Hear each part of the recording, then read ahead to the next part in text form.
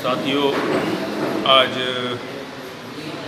12 नवंबर 2020 को आज मुझे करीमनगर आने का मौका मिला और यह मौका बड़े दुख की बात है। बड़े दुख के साथ मुझे कहना पड़ रहा है कि इस देश के जो बहुजन आंदोलन है, जो मान्यवर कांशीराम साहब के नेतृत्व में कई वर्षों तक इस देश में आगे बढ़ा और उनके सबसे विश्वस्त और सबसे करीबी सहयोगी श्री के.एस. मिन्नैया जी, जो कि इसी तेलंगाना राज्य से संबंध रखते थे और विशेषकर करीमनगर ज़िले से संबंध रखते थे, पिछले 30 अक्टूबर को वो दुनिया को छोड़कर चले गए।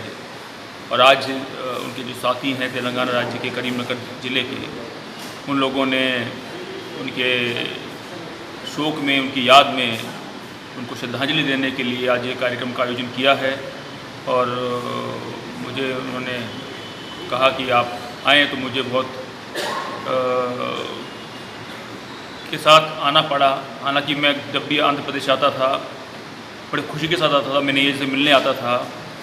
और बल्कि उनकी मृत्यु से 3 दिन पहले 27 अक्टूबर को, मुझे 26 अक्टूबर को मैंने उनको फ़ोन किया तो उन्होंने बताया कि मेरी तबीयत बहुत ख़राब है। और तो मैंने फ़ैसला किया कि मुझे हैदराबाद आना चाहिए। तो मैं अगले दिन ही सुबह फ़्लाइट लेकर मैं पहुंचा, उनके घर पे पहुंचा हैदराबाद में, और उनसे मुलाकात की मैंने। और शायद मुझे मालूम नहीं था कि उनसे आखिरी मुलाकात होगी, हालांकि तबीयत उनकी काफ़ी ख़राब लग रही थी। और उन्होंने मुझसे बात भी की, और लेकिन फिर भी मुझे उम्मीद थी कि वो ठीक हो जाएंगे, क्योंकि जो उनके अंदर का जो स्पिरिट थी जो, और जो उनके अंदर का जोश था, मुझे लगता था कि वो जो जोश है उनकी बीमारी पे भारी पड़ेगा। लेकिन बड़े दुख की बात है कि मुझे, जब मैं वापस जा रहा था 29 तारीख को, 30 तारीख को, मुझे सुबह उनकी बेटी हैं, उन्होंने खबर दी कि वो दुनिया में नहीं रहे। तो ये एक बहुत, मेरे लिए व्यक्तिगत तौर पर, इस बहुजन आंदोलन के लिए एक बहुत बड़ा आघात है। और विशेषकर वो पीढ़ी जो कांशीराम साहब के समकक्ष उनकी उम्र की पीढ़ी थी, और इन्होंने अपनी इस आंदोलन के लिए, इस बहुजन आंदोलन के लिए अपना पूरी ज़िंदगी उन्होंने लगा दी, और अपनी ज़िंदगी के आखिरी सांस तक वो इस मूवमेंट के लिए काम करते रहे, लड़ते रहे, संघर्ष करते रहे। आज हम सब लोग पूरे करीमनगर से या कुछ और ज़िलों से भी उनकी याद में इकट्ठे हुए हैं उनको श्रद्धांजलि देने के लिए।